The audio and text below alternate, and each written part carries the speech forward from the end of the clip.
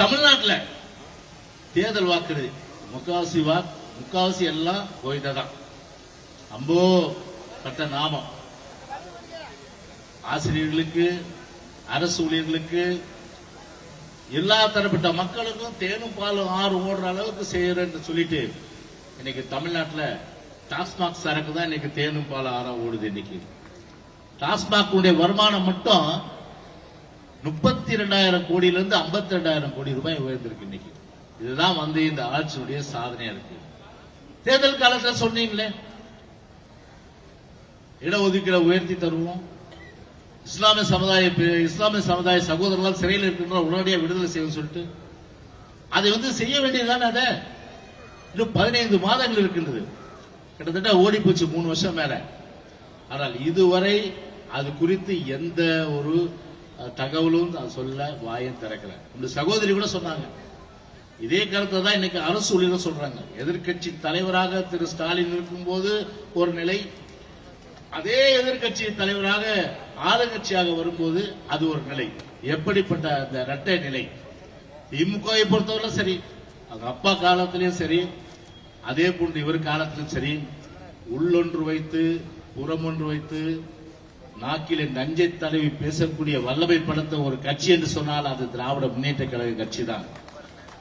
எனவேதான் இஸ்லாமிய சமுதாய மக்கள் அதை நம்பக்கூடாது. எனவேதான் நம்முடைய தமிழ்நாட்டை பொறுத்தவரை இங்குள்ள இஸ்லாமிய சமுதாய சகோதரி என்ன கேட்கின்றார்கள்? பொருளாதாரத்திலே, கல்வியிலே எல்லா வகையிலும் பின்தங்கியவர்களுக்கு ஒரு இடஒதுக்கீடு.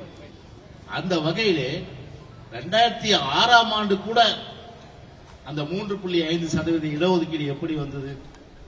கருணாநிதியை கொண்டு வந்தார் அன்னைக்கு இல்ல. அன்னைக்கு புரட்சி தலைவி அம்மா அவர்கள் அன்றைக்கு முதலமைச்சராக இந்த காலகட்டத்தில் ஜனார்தன கமிஷன் ஒன்று அன்னைக்கு அமைக்கிறாங்க, ஜனார்தன ஆணையம். அந்த ஆணையம் பரிந்துரை, அந்த ஆணையத்தோட ரெக்கமெண்டேஷனை அம்மாவே என்ன பண்ணாங்க, அந்த டைரக்ஷன் பேக்வர்ட் கிளாஸ் கமிஷன் கொடுங்கன்றாங்க. பிற்படுத்தப்பட்ட நல்ல ஆணையத்துக்கு கொடுக்கப்பட்டு அதன் பிறகு அது ஏற்றுக்கொள்ளப்பட்ட தருவாயிலே ஆட்சி மாற்றம் ஏற்படுது.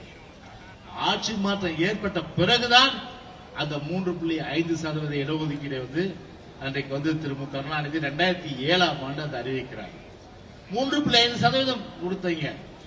ஆனா இதுவரையில 2007ஆம் ஆண்டிலிருந்து இதுவரையில அந்த 3.5% இடஒதுக்கீட்டில் எத்தனை இஸ்லாமிய சகோதரர்கள், இஸ்லாமிய சகோதரிகள் ஐஏஎஸ் வந்திருக்காங்க, ஐபிஎஸ் வந்திருக்காங்க, குரூப் 1ல பாஸ் பண்ணிருக்காங்க, குரூப் 2ல பாஸ் பண்ணிருக்காங்க, குரூப் 4ல பாஸ் பண்ணிருக்காங்க.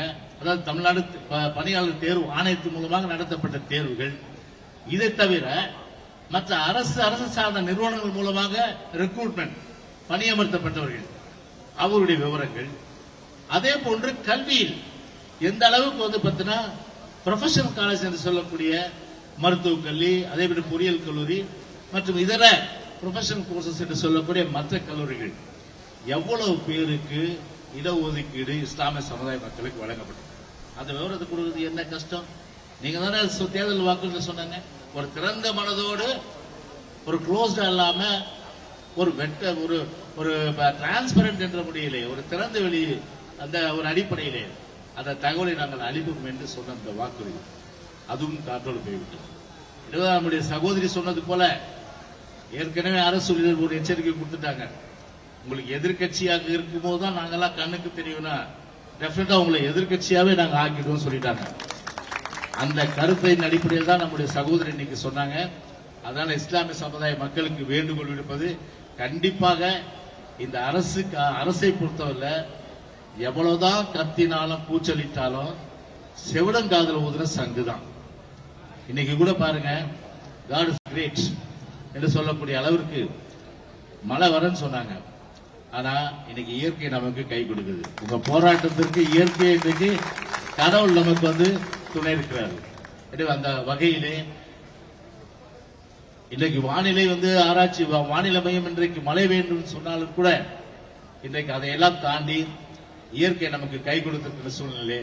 நிச்சயம் உங்களுடைய போராட்டம் வெல்வதற்கும் அனைத்து இந்திய அண்ணா திராவிட முன்னேற்ற கழகம் என்றைக்கும் உங்களுக்கு உறுதுணையாக இருக்கும் என்று சொல்லி, நாரக் தக்பீர், நாரக் தக்பீர், நாரக் தக்பீர். God is great.